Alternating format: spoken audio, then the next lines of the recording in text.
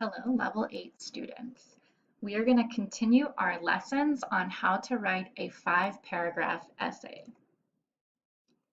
So in a previous lesson, we talked about writing the introduction paragraph.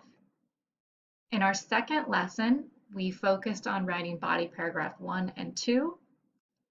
Today, we're going to focus on paragraph 3, body paragraph 3, and in a future lesson, we'll talk about the conclusion paragraph.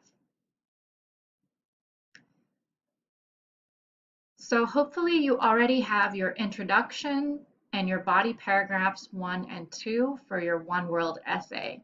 If you have not finished those, it's probably best to contact your teacher so they can direct you to the lesson that you need to complete to submit your introduction paragraph and body paragraphs 1 and 2. If you have already submitted those paragraphs, then you can now prepare body paragraph 3. So body paragraph 3 is a little bit different because it's going to include your counterclaim and your rebuttal. So we're going to talk about what is a counterclaim and what is a rebuttal, and then we'll write an example together. And in the future lesson, we'll learn how to wrap up your whole essay with a strong conclusion. Okay, so let's remind ourselves, what is a counterclaim? In argumentative writing, a counterclaim is the opposition to your argument. The claim is the position you are arguing in favor of, and the counterclaim is the position that is arguing against your claim. So a strong argument always anticipates the counterclaim. So you want to predict what the other side will say about your claim. And the reason is you're going to write a rebuttal. So let's look at one example. So the topic we've been working with is that the Carlos Rosario School should expand its career training programs to have a bigger variety for students. So this is our claim. That's on the one hand. But on the other hand, the opposing argument is that the school shouldn't expand its programs. Why? There's a reason. Because there's limited physical space in the school building, and it would have to eliminate some of the current classes to accommodate a wider variety of career training programs. So these are two opposing sides. One is saying we should, and it gives a reason why. One is saying we shouldn't, and it gives a reason why. So now we have to think about a rebuttal to the counterclaim. What is a rebuttal? A rebuttal is the reasons and evidence to prove the counterclaim wrong. So again, we have on the one hand, the school should expand its career training programs. We have on the other hand, the school shouldn't. Now we're adding the rebuttal. The rebuttal is saying why the counterclaim is not a sufficient reason to really oppose the claim. So, counterclaim was that the school shouldn't expand its programs because there is limited physical space in the school, and they would have to eliminate some current classes. However, the rebuttal is that's not a serious enough problem or a serious enough obstacle. The school can offer more programs on weekends, or it can reconfigure the schedule during the week so there are 4 sessions instead of 3. So the rebuttal is arguing that even with this problem, we can do something to expand the career training programs. We should still agree with the claim. The counterclaim is not sufficient. It's not strong enough. So the rebuttal is giving reasons and evidence to show why this is wrong. So body paragraph 3 is going to focus on the counterclaim and rebuttal. This is because we are writing a 5-paragraph essay, so we're going to put the counterclaim and the rebuttal arguments in 1 paragraph. If you were writing a longer paper that was maybe 5 or 6 pages, maybe you would have 1 or 2 or 3 whole paragraphs focused on the counterclaim and 1 or 2 or 3 whole paragraphs focused on the rebuttal. But for a 5-paragraph essay, we're going to put these 2 parts together in 1 paragraph, body paragraph 3. So as I said at the beginning, before you write body paragraph 3, you should already have your pre-writing. Those are your ideas, your brainstorming. You should already have your introduction paragraph. You should already have body paragraphs 1 and 2. You should already have some of your research, your evidence. And we did a lesson previously on counterclaims. So you should actually already have your counterclaim ready to go. We did this lesson on page 18 of the One World Journal, and you can contact your teacher to show you where the lesson is on Schoology if you need to go back and complete that.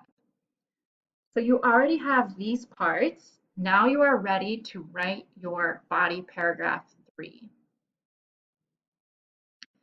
So we're going to write an example together.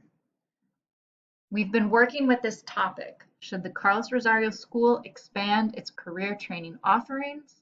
Why or why not? We did pre-writing.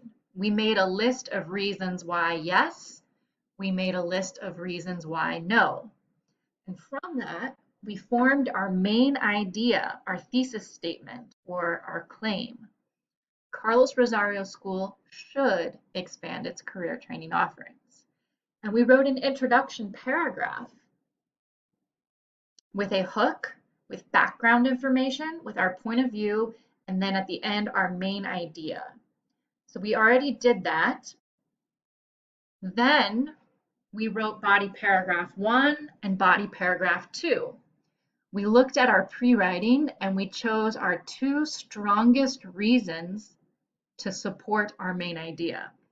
We decided that students want more choices was a strong reason, and we decided that attracting more students to the school was also a strong reason. So then we wrote body paragraph 1, focused on offering more variety to students. We have some evidence, a quote from a level 8 student, and then we explain the evidence, how it supports our overall main idea. Then we wrote body paragraph 2. This was focused on attracting and serving more students. We used some evidence about the number of immigrants in DC and the number of students at Carlos Rosario, and then we explained that evidence with the warrant. We connected those numbers to our claim. Now we're going to write body paragraph 3. So the recommended structure for body paragraph 3 is, of course, we start with our topic sentence. But the topic sentence is now going to be the counterclaim, the reason not to support the main idea. Then we're going to have 2 to 3 sentences of supporting details. These are going to explain the counterclaim. We might have evidence that demonstrates the counterclaim. Then sentences 4 to 8 are going to be our rebuttal. We're going to explain why the counterclaim is not as strong as our main idea. We're going to explain why we don't support the counterclaim. We do support the claim. And we might have strong evidence, which we can also include and connect to the claim. So to select our counterclaim, we can go back to our pre-writing. We already brainstormed some reasons why not. So I've decided that the one that I want to focus on for my counterclaim is about the space. Right now, our classrooms are full and we don't have space to expand the course offerings. So that's going to be the focus of my counterclaim. We are ready to write.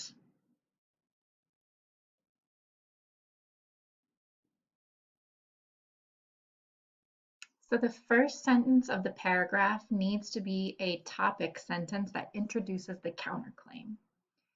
So I've written, while offering more options to students and attracting more students to the school are benefits of expanding career training programs, there are some downsides, such as the fact that the school building doesn't have additional classroom space. So I'm using the transition while to show contrast between the claim, the benefits of the claim, and the negatives of the counterclaim. So while separating that with a comma and then giving an example using the transition such as. So now I need to explain the counterclaim and possibly provide evidence.